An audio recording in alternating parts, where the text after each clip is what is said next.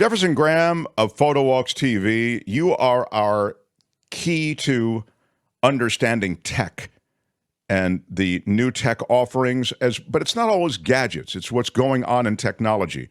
So I welcome you because you were the longtime tech writer for USA Today, and you remain with one foot firmly planted in that area. I was noting as Kim was actually reporting on it, Google just offloaded a bunch of employees, and that's the new way. Offloaded is the polite way of saying got rid of, right? It's Google. It's a bunch of other high-tech companies. The tech sector is shedding workers. What's going on over there? Well, Google put a lot of emphasis on the assistant, as in, hey, G, right? And that was the department that got decimated. They're focused their energies now on Bard in AI, not on the assistant, which they thought was going to be big. And the assistant, of course, Amazon has their version, Alexa. I hope I didn't make anybody's speakers go off. And Amazon's also focusing on another area. So the problem with these tech companies is they get an idea and they shift gears. And that's what they're doing. They're shifting gears. And they're not making it, the poor people, they're not making as many billions as they used to. So, Jeff, what else is happening in tech that we need to know about? AI. Tomorrow, Wednesday, Samsung's introducing a new version of the Samsung Galaxy S series of phones that's going to have AI in it. And supposedly, we'll know tomorrow, we'll have a feature that you could talk to somebody in a foreign language and translate it on the spot. So that is cool. Yeah. I could call somebody in Brazil. The question, that's fine, but when I go to Japan and I need to translate something on the spot, will it be faster than the Translate app? The Translate app is pretty good, but it's pretty slow. Right? The Translate app, you speak into it and then it tells you what to say, or it actually says it for you? You say it out loud and then you click a play button and it will play it back in another language. I see. Okay. God, it's just super cool. You know, I was in Chile and I was trying to do something like that, but I didn't do it successfully. You know, so I probably should have checked with you before I left. So sometimes we don't have a good enough signal, or we don't have a good enough Wi-Fi to pull it off. I don't know how your signal was in Chile. I would assume it wasn't great. Yeah, it depended on where I was. Yeah, but I mean, once you get to Santiago, for example, in the major city, you're generally your signal's pretty cool. You know, you talk about AI, and I love that you actually give the specific examples associated with how AI can be used, and also these apps like the translation app. But it's interesting that you say AI will be in the phones starting tomorrow, and it's going to be built into the phones and in other ways, I guess, because I always see AI, some form of AI, as being already built into our lives even the cameras we use. I mean, you, with your PhotoWalks TV, you talk all the time about the functionality of these cameras, and they adjust in every way. They adjust it from audio, video, etc. And isn't that a form of AI? Yes, it'll just be more advanced AI. Right. Let me tell you about another thing that just got announced by Microsoft. They're adding AI tools, and they're calling it Copilot, to people that subscribe to Microsoft 365. Let me get my notes. They will summarize documents written in Word. They will create a deck in PowerPoint based on your prompt. They will clear your inbox in Outlook, and they'll have a conversation summary in Teams, and they'll give you faster access to ChatGPT, which of course is co-owned by Microsoft. It will only cost you another $30 a month on top of the $100 you're already paying if you do subscribe to the Microsoft suite. Now, Google has similar, not as strong features in Bard, which is their AI. And I know that Mark will get a kick out of this because I went on Bard today. Because when you go into Word, when you go into Google Docs, it says, let us write this for you. So I said, fine, I'm going to write an article about Mark Thompson and his YouTube show. And they said, the Mark Thompson Show is a YouTube channel hosted by Mark Thompson, a former Google engineer. and current product Hey, which one do you manager use, at Mark Meta. Thompson? And currently what? And current product manager at Meta. Oh, there you go. The show covers a wide range of topics related to technology, business, and society. Thompson is known for his in-depth analysis and his ability to explain complex concepts in a clear and concise way. Wow. What? Part of that is kind of right, but a Who lot is of it having was so that off. conversation? Yeah, well, that Mark Thompson show sounds even better than this one, to be frank about it. I don't so know. you're saying... is there truly another Mark Thompson show on YouTube? Well, there's a Mark Thompson...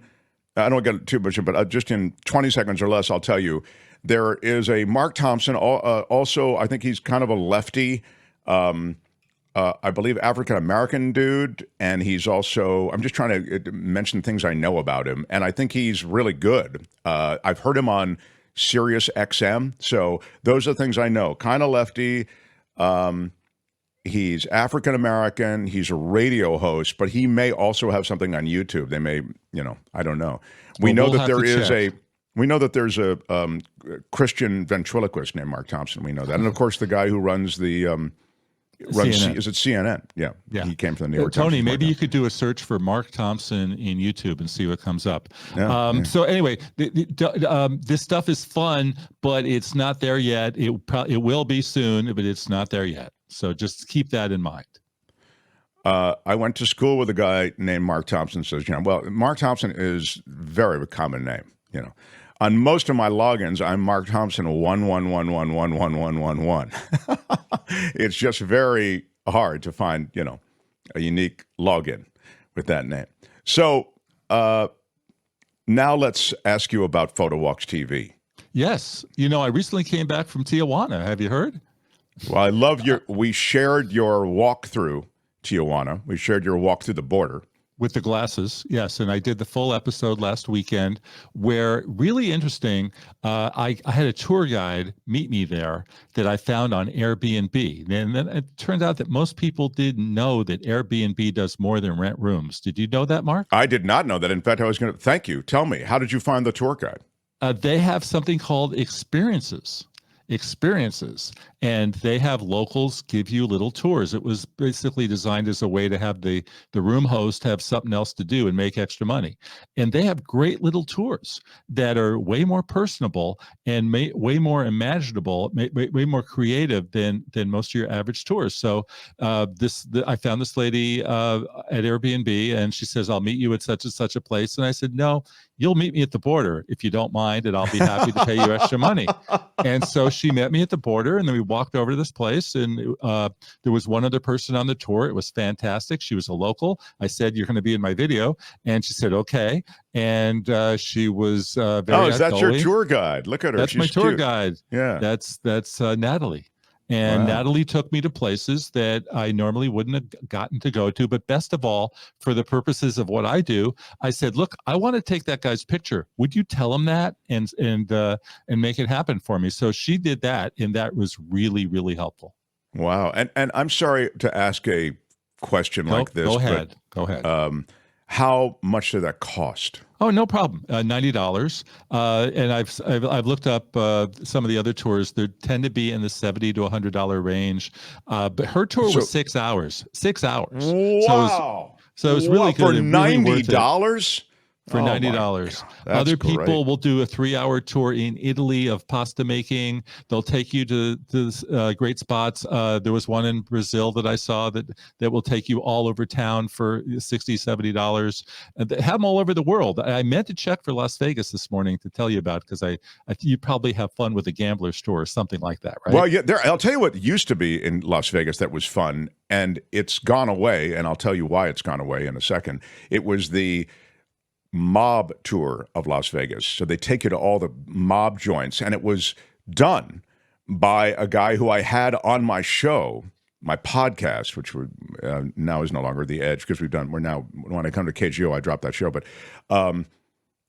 so he was a real mobster. I mean, I remember at one point on the tour, I asked him, "Well, you never killed anybody, did you?" And he said, "Oh, sure, I killed guys."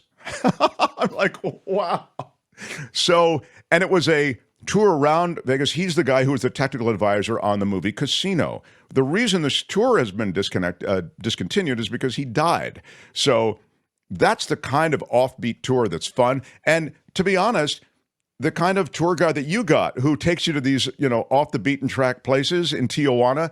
Wow, that's great. When I went to Tijuana a year ago, I was told, don't take out your camera because you'll get fined. You'll get, the police will be all over you for doing that. And they said, I don't see any signs that say no photos. And they said, doesn't matter. And so I said, okay, I'm going to go on a tour. I'm going to be around a whole bunch of people and I'll feel a lot more comfortable taking photos. And I did. It was great. Yeah. Also on Las Vegas, most of the places they would take you to are not there anymore. Right? The Riviera, the Desert Inn, all those great old places are gone. The Stardust, the Sahara came back, I believe. The Flamingo is a shadow of its former self. It'd be really hard to show you that was the first major casino started by Bugsy Siegel. It would be hard to find you some original property that dates back to that time at this point. Such a good point. I mean, the place has changed so dramatically. You did a Photo Walks TV from Vegas, didn't you? Or am I remembering that wrong? I did. Yeah. I did about 3 episodes there. I also wrote a book about Las Vegas once upon a time. Oh, that's cool. Wow.